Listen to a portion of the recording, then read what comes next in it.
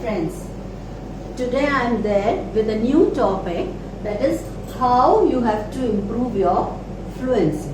Because while you are speaking English, you should have the smoothness when you are speaking, isn't it? That at a particular pace you are speaking smoothly, then only you can say that you are speaking fluently. It doesn't mean that you have to be very rapid, you have to be very fast in speaking, because when you make interruptions, then it is not called that you are speaking fluently. That is not a fluent English. So you have to be very careful. At a particular pause, at a particular pace, you will have to speak, and that is how your fluency improves. Now there are certain tips I have given you that how you can improve your fluency while speaking. So first of all, I have told you that both the things play an important role to improve your fluency. That is, physically you have to work and mentally. Both the ways you will have to work to improve the fluency in your speaking. So I have already told you that it has to be at a pace.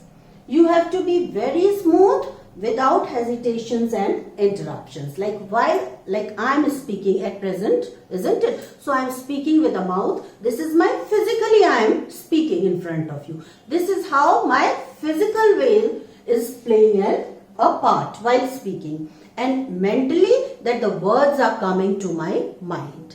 And these words should keep on coming at an appropriate time and exact place, that which word has to be kept over there. And for that, you will have to keep in mind that you will have to keep doing reading in English, knowing more words, improving your vocabulary. These things will help you to become fluent in English. Now, second very important thing is that what you do, that you start thinking when something is spoken to you, you start thinking in your mother tongue, in your first language. But over here we are working with the second language. We have to be fluent with the second language. Like suppose if somebody asks that where are you going? Okay, you will say I am going to my house. And if you start thinking in Hindi, like तुम कहाँ जा रहे हो? मैं अपने घर जा रहा हूँ. And then you start thinking, I am going to, like what happens? You make interruptions.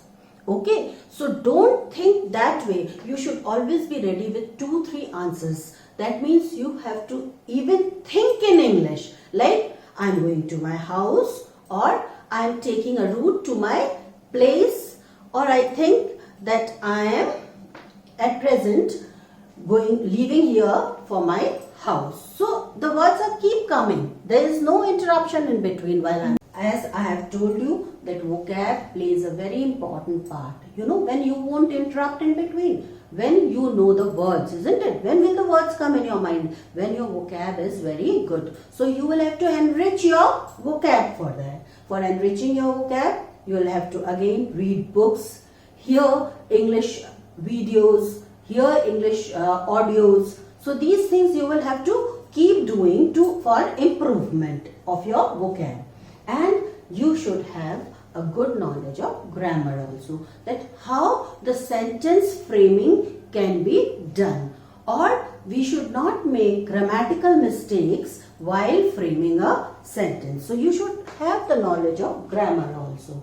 And to gain and lastly, I should say that you try to gain the knowledge of phrases. Like when you have to make beautiful sentences, you should have the knowledge of good phrases, and then only you will be able to frame very good sentences. Like phrases I was telling you. So phrases are what?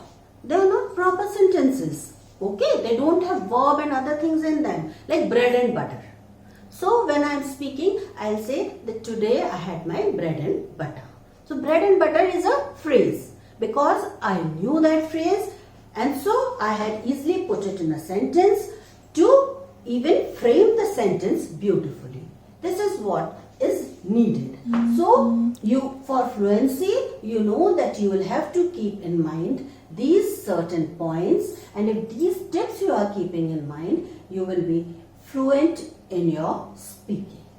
Another thing I should like to tell you over here, that again I told you in my some of other videos also, that please practice the sentences. And best way of practicing spoken English is in front of mirror, where you can find out your shortcomings and nobody is there to mock at you. So please make it a habit of writing the sentences and then try to speak out in front of that mirror, so that you can converse more confidently.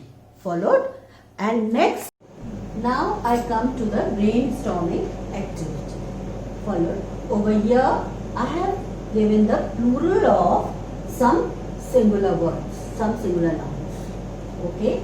Over here I would like to tell you that Y changes into IES when we are making it into plural.